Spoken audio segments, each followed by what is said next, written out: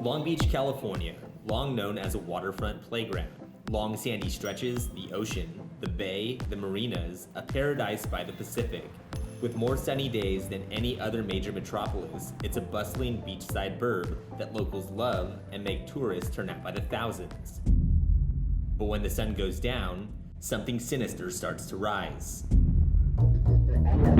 Welcome to Haunted Long Beach, where the fun comes to a frightening stop and ghosts come out to play. We're taking you to some of the spookiest spots in town, where the dead didn't always go gentle into the good night. Please come and play with me.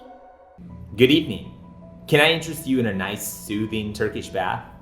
The Breakers Hotel on Ocean Boulevard, in its heyday, had all the amenities you'd expect from a luxury beachfront resort. Fine dining, a barrage of bars, a barbershop, a hair salon, a tobacconist, and most opulent of all, Turkish baths.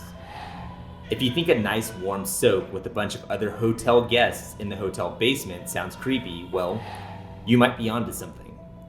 The building is currently full of workers transforming what's long been a retirement home, back to its former elegance that it enjoyed under several names since opening in 1926. The Hilton, the Wilton, and the Breakers International Hotel. And guests through the decades enjoyed, or perhaps endured, the salubrious waters of the Pacific by bathing socially in the hotel's Turkish baths that were fed by a tunnel and pumps from the nearby ocean. Today, it's one of the scariest parts of a very spooky hotel. And we're gonna go ahead and call it haunted. It's in the Breakers Hotel, basically the basement. And I came across reports from a number of custodians and others that worked in the building that it had strange happenings there. For one thing, there is a ghost that haunts the Turkish baths.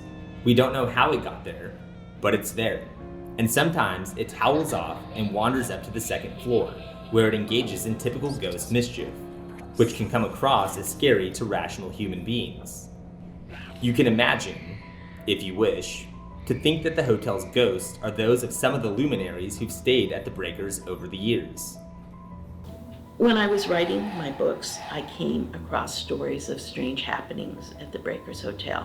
One particularly mischievous ghost is said to hang out on the hotel's second floor elevator lobby. A film crew was recently working in the building, and they left their equipment for a moment to go around the corner to check out an abandoned restaurant. When they returned, the videographer's tripod had fallen over. This man was a professional who set up his equipment carefully and correctly, and the fact that his camera had mysteriously tipped over sent chills up and down his spine. He couldn't get out of there fast enough.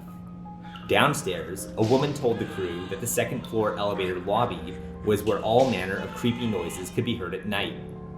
This was before the crew told her that that was the location where the tripod had fallen. For now, at least, the Breakers is a splendidly haunted hotel, with visitors who manage to get access to the building ending up fleeing in terror from the eerie blood-red glow from the ghost of the sky room to the moans and the creaks that still echo through the building. On a night much like this one.